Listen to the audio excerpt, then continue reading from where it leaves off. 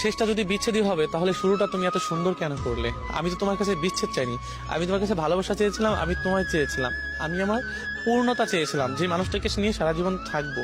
কারণ বিচ্ছেদের গল্প আমি চাইনি যে আমার জীবনে বিচ্ছেদের গল্প হোক। কিন্তু কি জানো, যে কিছু কিছু মানুষের জীবন না বিচ্ছেদ না চলেও বা বিচ্ছেদের গল্পটা না চলেও না তাদের জীবনে এসে যায়। হয়তো তাদের মধ্যে আমি একজন পড়েছি যে বিচ্ছেদটা আমার আমার আমি চাইনি, আমাকে দেয়া হয়েছে।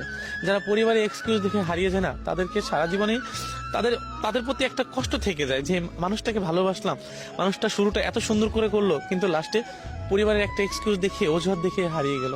দুনিয়াতে সবচেয়ে বড় কষ্ট কি জানো, যে একটা অজুহাত, যে আমার পরিবারকে মানাইতে পারছে না, আমার পরিবার মানছে না, বা আমি তোমাকে আর চাই না, আমাদের বিচ্ছেদ হোক। এই যে একটা অজুহাত, এই কষ্টটা না দুনিয়ার কোনো ছেলেই না সহ্য করতে পারে না, বা কোনো ভালোবাসার মানুষ এটা সহ্য করতে পারে না। কারণ চাইবেই বা কেন? যে মানুষটাকে সারা জীবন পূর্ণতায় খাতায় চেয়েছে, যে মানুষটাকে নিয়ে সারা জীবন বাঁচতে চেয়েছে, সেই মানুষটাকে কি কখনো কেউ হারাইতে চায়? কেউ চায় না। এই জন্য না আমি তোমাকে কখনোই হারাইতে চাইনি। কারণ তুমি মিথ্যা ভালোবাসা দিয়েছো, মিথ্যা অভিনয় করেছো, আমি সবই বুঝতে পেরেছিলাম। কিন্তু আমি আশাই ছিলাম যে যদিও আমি আমার ভালোবাসার মানুষটাকে বুঝাইতে পারি, যদি একটু বোঝো, যদি আমার জন্য একটু ভালোবাসা তৈরি হয়, তাহলে হয়তো ওই ভালোবাসার মানুষটিকে আমার হবে, যাকে দেখলে আমার শান্তি জাগে, যাকে দেখলে আমার সারাদিনের ক্লান্তি ভাব দূর হয়, সেই মানুষটাকে হয়তোবা আমি সারা জীবনের জন্য পেয়ে যাবে। এই জন্য না সারা জীবন তোমাকে বুঝিয়ে এসেছি যে আমি ভালোবাসি, কখনো আমার কাছ থেকে হেরে যেও না।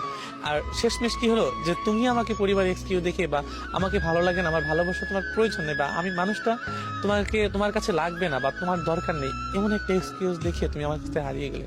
সত্যি বলতে কি জানো, যে ভালোবাসা না সবার জন্য আসে না, আর সবার জন্য মায়া লাগে না।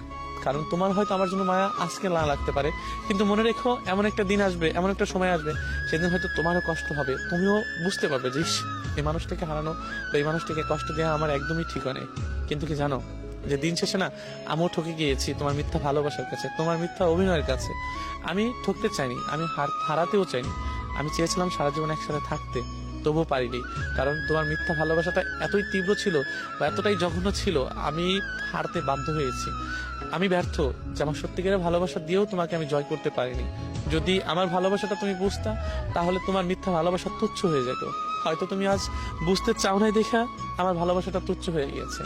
কিন্তু বিশ্বাস করো, আমি শেষটা বিচ্ছেদ চাইনি, আমি তোমায় চেয়েছিলাম, আমি তোমার ভালোবাসা চেয়েছিলাম, আমি পূর্ণতা চেয়েছিলাম, যে পূর্ণতায় আমরা সারা জীবন একসাথে থাকতে পারবো। কিন্তু দিন শেষে ওই মানুষটাই হেরে যায়। এই জন্য আমি বিচ্ছেদ চাইনি, আমি তোমায় চেয়েছিলাম, তোমার ভালোবাসায় পেয়ে পূর্ণতা পেতে চেয়েছিলাম। কিন্তু আফসোস, আমি তোমায় পেলাম না, লাস্ট বেলায় আমি বিচ্ছেদ পেলাম।